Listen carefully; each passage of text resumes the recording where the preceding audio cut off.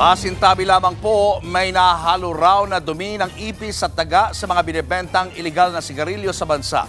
Yan ay ayon kay DILG Secretary John Vic Remulla.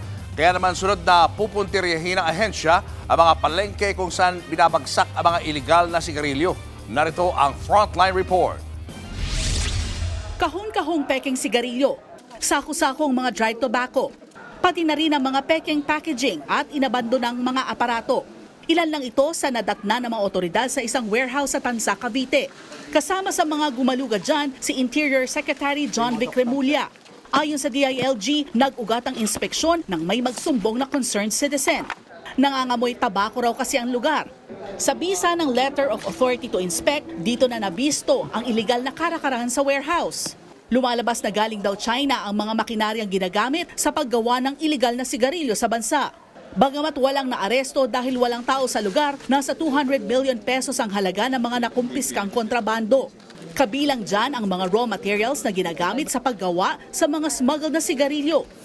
Dati na raw na-raid ang naturang warehouse dahil sa smuggled appliances, pero ang nakadeklara ay storage facility para sa canned goods.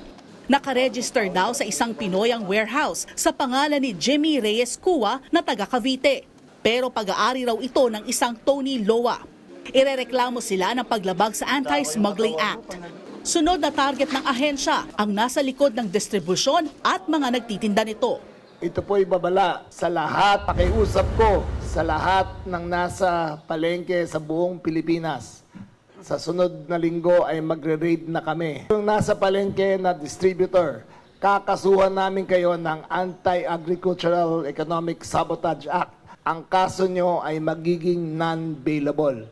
Ngayon pa lang, itago nyo na yan. Kung matatandaan, magkakasunod na sinalakay ng DILG ang mga illegal na warehouse at paggawaan ng sigarilyo sa ilang bayan sa Pampanga nitong mga nagdaang linggo. 6 na Chinese nationals ang naaresto. Una nang isiniwalat na may 2 politikong mula sa Northern Luzon ang nasa likod nito. Mastermind at financer umano ang 2 sa illegal na tabako sa bansa. Ayon pa kay Remulla, 10 pang pabrika na iligal na gumagawa ng sigarilyo ang nasa bansa. Usually mainland Chinese ang nag-ooperate ng mga makina. At saka makina niya lahat na galing mainland China. Hindi mangyayari to kung wala silang protector. Hindi mangyayari. Imposible na mangyari to na wala silang protector. Sigurado ko na merong tao sa gobyerno.